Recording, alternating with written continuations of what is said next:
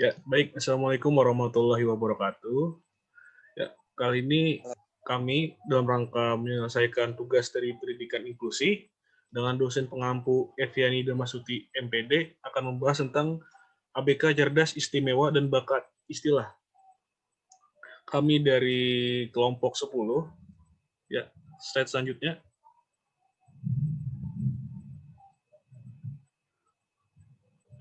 Kami dari kelompok 10 yang beranggotakan Ika Indah Puspitasari, Nadia Arianti, Nabila, Muhammad Yani, Eko Nova Febrianto, Septia Selanggraini, dan Tina Molina.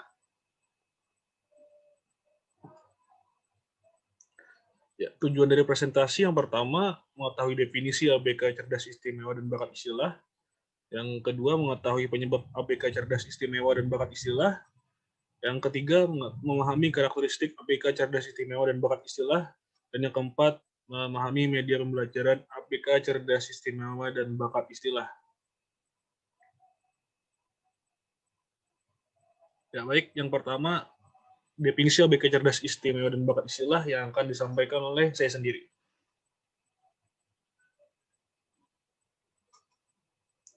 Pengertian anak cerdas atau bakat istimewa. Pengertian anak cerdas atau bakat istimewa, batasan keberbakatan yang digunakan di Indonesia telah disepakati mengacu pada pengertian yang dibuat oleh USOE atau United States Office of Education tahun 1972. Sebagaimana dalam Hawadi, anak berbakat adalah mereka yang diidentifikasi oleh orang-orang profesional bahwa mereka memiliki kemampuan-kemampuan yang menonjol dan dapat memberikan prestasi yang tinggi. Mereka membutuhkan program pendidikan yang berdiferensiasi dan atau pelayanan di luar jangkauan program sekolah biasa agar dapat merealisasikan sumbangannya baik terhadap diri sendiri maupun terhadap masyarakat. Baik, slide selanjutnya. Renzulli dan Maunsong berpendapat bahwa keberbakatan merupakan interaksi antara tiga dasar kemampuan manusia, yaitu kemampuan umum spesifik di atas rata-rata, pengikatan diri atau tanggung jawab terhadap tugas yang tinggi dan kreativitas yang tinggi.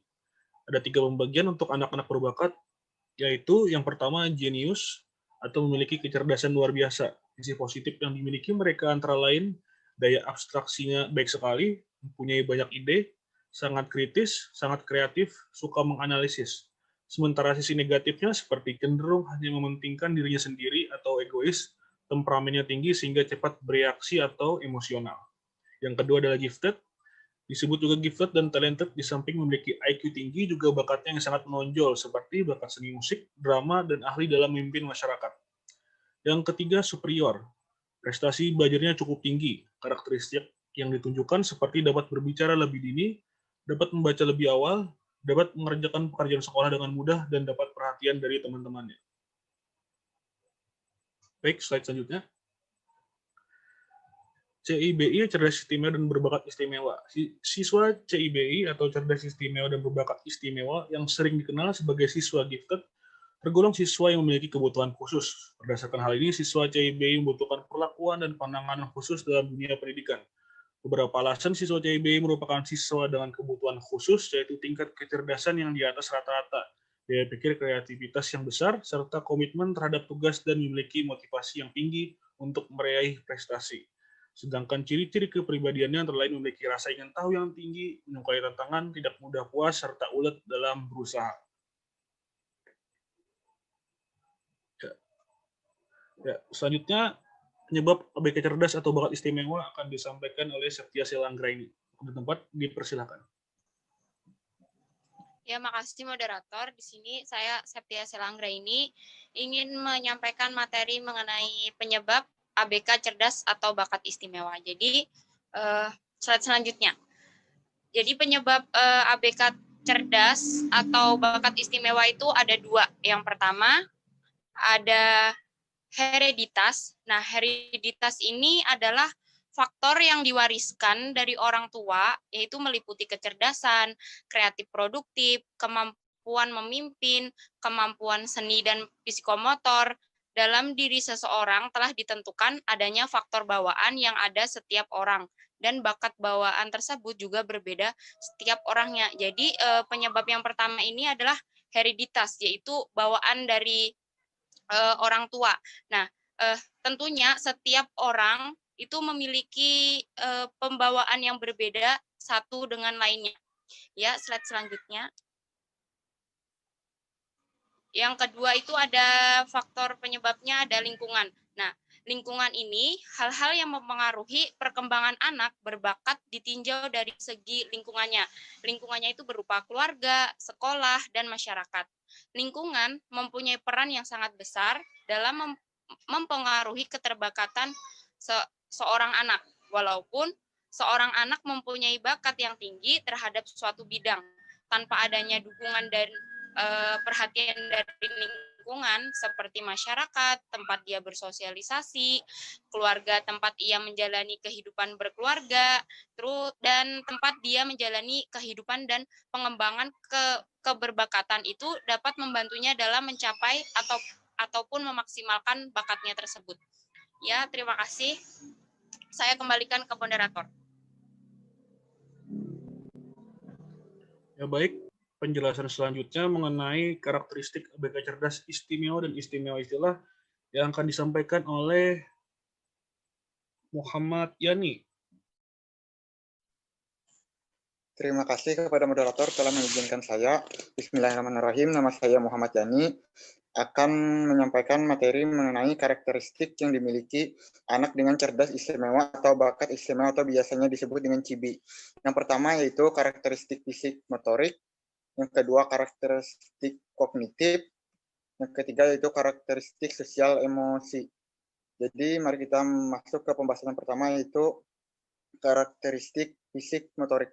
Studi dari teman termasuk adalah orang-orang yang memiliki IQ tinggi menunjukkan keunggulan fisik seperti tinggi, berat, daya tarik, dan kesehatan dibandingkan mereka yang intelijensinya lebih rendah. Jadi yang orang cerdas di sini atau mempunyai bakat istimewa biasanya mempunyai kelebihan dari bentuk fisik tubuhnya. Yang kedua itu karakteristik kognitif. Anak-anak yang berbakat biasanya dapat membaca dengan mudah, bahkan terkadang sebelum mereka memasuki usia sekolah, mereka juga memiliki kemampuan yang advance pada suatu area seperti matematika dan membaca, namun tidak pada kemampuan lainnya seperti sini. Kebanyakan anak yang berbakat tidak akan bosan jika mereka diberi pekerjaan yang menantang. Namun begitu, beberapa anak berbakat ada juga yang tidak berminat dengan sekolah, perilaku buruk, dan drop out. Hal ini biasanya terjadi karena anak merasa diabaikan sebagai seorang individu yang memiliki hal yang sama dalam mendapatkan pendidikan yang sesuai dengan kebutuhan dirinya. Menurut Coleman dalam Rahmawati dan Suhardijo 2007 menjelaskan bahwa anak berbakat lebih menyukai permainan yang disukai oleh anak yang lebih tua. Hal ini menjadi indikasi bahwa anak berbakat lebih memiliki atau memilih aktivitas yang kurang sosial dan kurang aktif dibandingkan anak lainnya. Anak berbakat lebih menyukai permainan yang kompleks dan mengoreksi hal-hal yang berbau sains dibandingkan anak-anak lain. Yang ketiga yaitu karakteristik sosial emosi. Dalam Mangunsong 2011 dinyatakan bahwa sebagian dari anak berbakat merasa dirinya bahagia, disukai oleh teman sekelompoknya, memiliki kestabilan emosi, dan self-sovereign. Mereka memiliki minat yang luas dan bervariasi, serta dapat menerima diri mereka secara positif. Namun demikian, ada sebagian anak yang tidak memiliki pandangan yang positif tentang diri mereka. Sebagian anak berbakat juga mengalami pengalaman yang traumatis seperti bullying. Individu berbakat memiliki kecenderungan untuk menjauhi diri dari usia sekelompok mereka. Anak berbakat sering bersikap terlalu peka terhadap perasaan diri sendiri dan orang lain, memiliki kepedulian yang tinggi mengenai hubungan interpersonal, pernyataan diri, dan isu moral. Secara singkatnya, sebagian anak berbakat memiliki kesadaran diri, self-assured, kemampuan sosial, dan bertanggung jawab moral. Selanjutnya, saya kembalikan kepada moderator untuk mempersilahkan teman saya melanjutkan materi yang saya sampaikan. Baik, materi selanjutnya akan disampaikan oleh Saudari Tina Molina.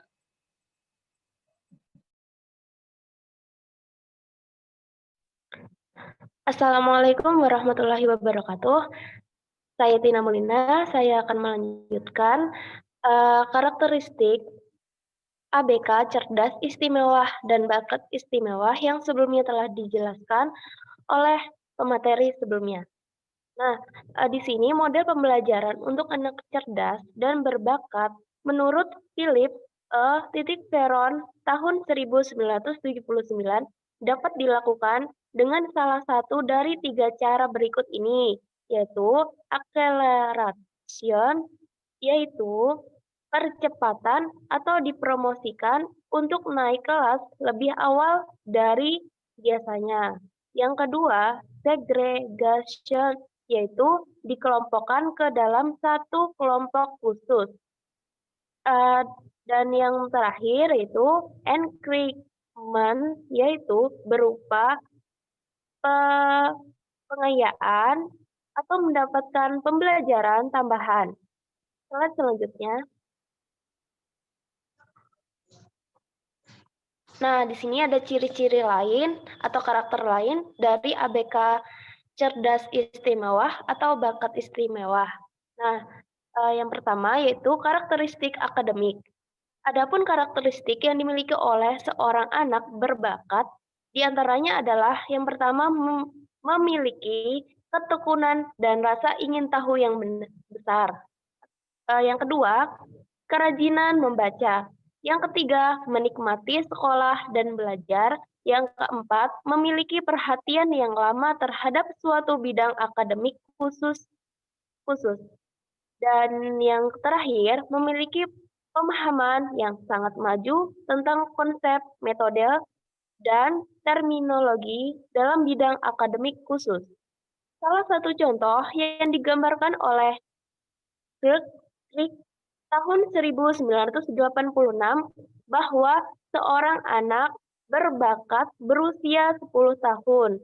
Ia memiliki kemampuan akademik dalam hal membaca, sama dengan anak normal usia 14 tahun, dan berhitung sama dengan usia 11 tahun.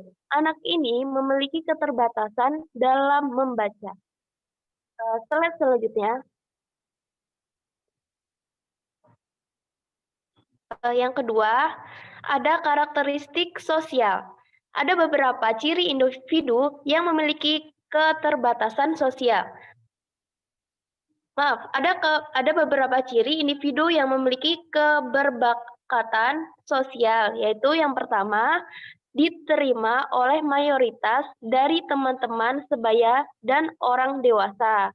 Yang kedua, keterlibatan mereka dalam berbagai kegiatan sosial. Mereka memberikan sumbangan positif dan konstruktif. Yang ketiga, kecenderungan dipandang sebagai juru pemisah dalam pertengkaran dan pengambil kebijakan oleh teman sebayanya. Yang keempat, memiliki kepercayaan tentang kesamaan derajat semua orang dan jujur. Jadi di sini dicontohkan pula oleh Crick bahwa anak yang berbakat dalam hal sosial dan emosi bahwa seorang anak berusia 10 tahun memperlihatkan kemampuan penyesuaian sosial dan emosi atau sikap periang, bersemangat, kooperatif, bertanggung jawab, mengerjakan tugasnya dengan baik, membuat temannya yang kurang mampu, dan akrab dalam bermain. Sikap-sikap yang diperlihatkan itu sama dengan sikap anak normal usia 16 tahun. Baik, slide selanjutnya. Yang ketiga, ada karakteristik fisik atau kesehatan. Di sini, dalam segi fisik, anak itu berbakat memperlihatkan yang pertama ada memiliki penampilan yang menarik dan rapi, dan yang kedua, kesehatannya berada lebih baik atau di atas rata-rata. Di sini juga dicontohkan oleh Crick bahwa seorang anak berbakat usia 10 tahun memiliki tinggi dan berat badan sama dengan usianya, yang menunjukkan perbedaan adalah koordinasi gerakannya sama dengan anak normal usia 12 tahun. Mereka juga memperlihatkan sifat rapi. Karakteristik anak berbakat secara umum seperti yang dikemukakan oleh Renzulli tahun 1981 dalam SIK 1987 menyatakan bahwa keberbakatan atau giftedness menunjukkan keterkaitan antara 3 kelompok ciri-ciri, yaitu yang pertama adalah kemampuan kecerdasan jauh di atas rata-rata, yang kedua kreativitas tinggi, dan yang ketiga tanggung jawab atau pengikatan diri terhadap tugas atau task commitment. Baik, sekian, terima kasih. Saya kembalikan kepada moderator untuk berikan kepada pemateri selanjutnya. Ya, baik. Materi selanjutnya akan dijelaskan oleh Saudari Nabila.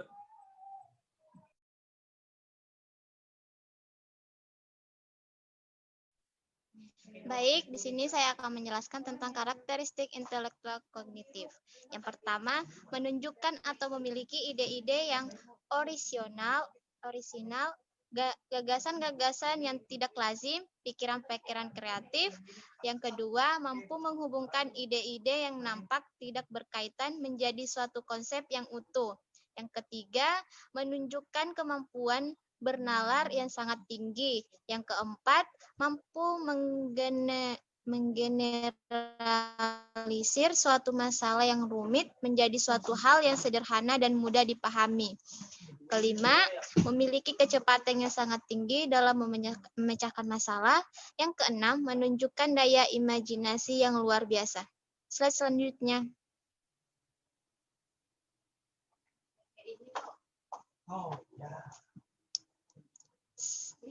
Yang kedua, karakteristik persepsi atau emosi. Yang pertama, sangat peka perasaannya. Yang kedua, menunjukkan gaya bercanda atau humor yang tidak lazim, yaitu sinis, tepat sasaran dalam menertawakan suatu hal, tapi tanpa terasa dapat menyakiti perasaan orang lain. Yang ketiga, sangat perseptif dengan beragam bentuk emosi orang lain, yaitu peka dengan sesuatu yang tidak dirasakan oleh orang-orang lain. Yang keempat, memiliki perasaan yang dalam atas sesuatu. Yang kelima, peka dengan adanya perubahan kecil dalam lingkungan sekitar, yaitu suara, aroma, dan cahaya. Yang keenam, pada umumnya introvert. Yang ketujuh, memandang suatu persoalan dari berbagai macam-macam sudut pandang. Yang kedelapan, sangat terbuka dengan pengalaman atau hal-hal baru. Slide selanjutnya. Yang ketiga, karakteristik motivasi dan nilai-nilai hidup. Yang pertama, menuntut kesempurnaan dalam melakukan suatu atau perfeksionistik. Yang kedua, memiliki dan menetapkan standar yang sangat tinggi bagi diri sendiri dan orang lain. Yang ketiga, memiliki rasa ingin tahu dan kepenasaran yang sangat tinggi. Yang keempat, sangat mandiri, sering merasa tidak perlu bantuan orang lain, tidak terpengaruh oleh hadiah atau pujian dari luar untuk melakukan sesuatu atau self-driven. Yang kelima, selalu berusaha mencari kebenaran, mempertanyakan dogma, mencari makna hidup. Yang ketujuh, melakukan sesuatu atas dasar nilai-nilai filsafat yang seringkali sulit dipahami oleh orang lain. Slide selanjutnya.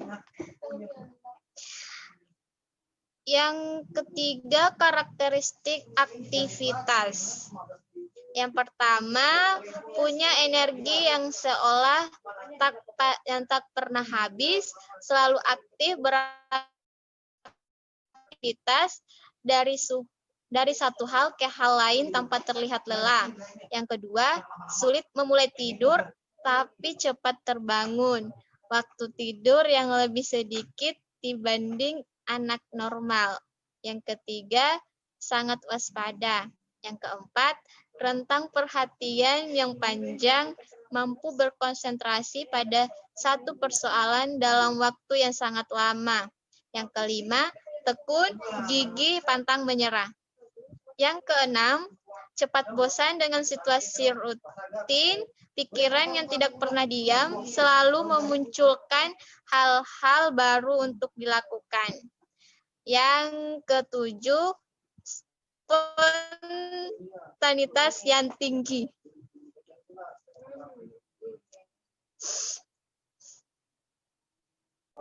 Baik, terima kasih Saudari Nabila atas penjelasannya. Materi selanjutnya akan dijelaskan oleh Ika Indah Puspitasari.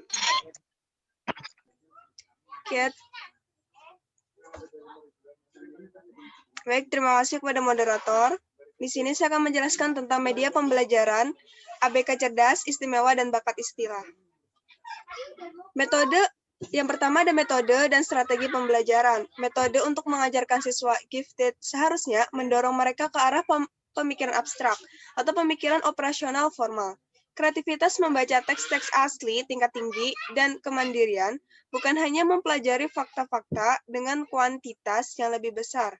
Salah satu metode yang cocok untuk siswa-siswa ini adalah metode cooperative learning atau pembelajaran kooperatif di kelompok kemampuan campuran.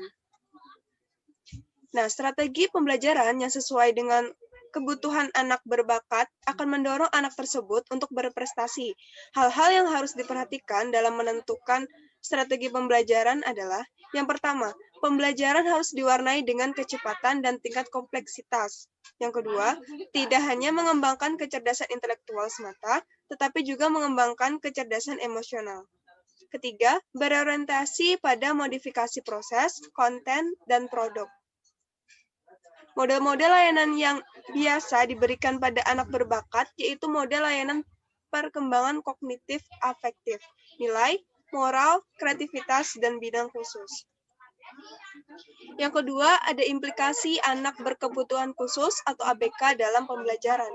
Berkaitan dengan anak berkebutuhan khusus atau ABK, saat ini sudah banyak diterapkan pendidikan inklusif di Indonesia, yaitu sistem penyelenggaraan pendidikan di mana anak-anak berkebutuhan khusus dapat mengikuti pendidikan di sekolah reguler atau umum secara bersama-sama dengan siswa lainnya dengan suatu layanan pendidikan yang disesuaikan dengan kondisi anak berkebutuhan khusus. Sekian penjelasan dari saya kembalikan kepada moderator. Baik, materi terakhir yang akan dijelaskan oleh Nadia Arianti. Terima kasih kepada moderator. Di sini saya melanjutkan materi dari Ika Indah Puspitasari tentang implikasi anak berkebutuhan khusus atau ABK dalam pembelajaran. Pendidikan inklusif memiliki manfaat yang sangat penting bagi pelaksanaan pendidikan secara umum dan khususnya bagi siswa berkebutuhan khusus. Dalam Supena DKK 2012, manfaat tersebut diantaranya yaitu membuka peluang yang luas kepada anak berkebutuhan khusus untuk mendapatkan layanan pendidikan karena mereka bisa mengikuti pendidikan di sekolah reguler yang dekat dengan rumahnya. Dengan demikian, pendidikan inklusif akan mempercepat penuntunan wajib belajar dan mewujudkan gagasan education for all, khususnya di kalangan anak berkebutuhan khusus. Pelaksanaan pendidikan khusus atau pendidikan bagi anak berkebutuhan khusus akan lebih efisien karena tidak harus mendirikan sekolah khusus yang membutuhkan kelengkapan yang serba khusus dengan biaya yang cukup besar. Dalam pendidikan inklusif, biaya sekolah perlu mengembangkan kurikulum untuk siswa berkebutuhan khusus. Adapun model kurikulum yang diterapkan oleh sekolah inklusif, ada beberapa prinsip penting yang harus dijadikan acuan oleh para guru dalam mengembangkan kurikulum untuk siswa berkebutuhan khusus, yaitu kurikulum yang digunakan untuk siswa berkebutuhan khusus harus kurikulum yang sesuai dengan kebutuhan dan kemampuan siswa berkebutuhan khusus. Kurikulum yang diberlakukan untuk siswa reguler perlu diubah atau dimodifikasi untuk disesuaikan dengan kondisi siswa berkebutuhan khusus.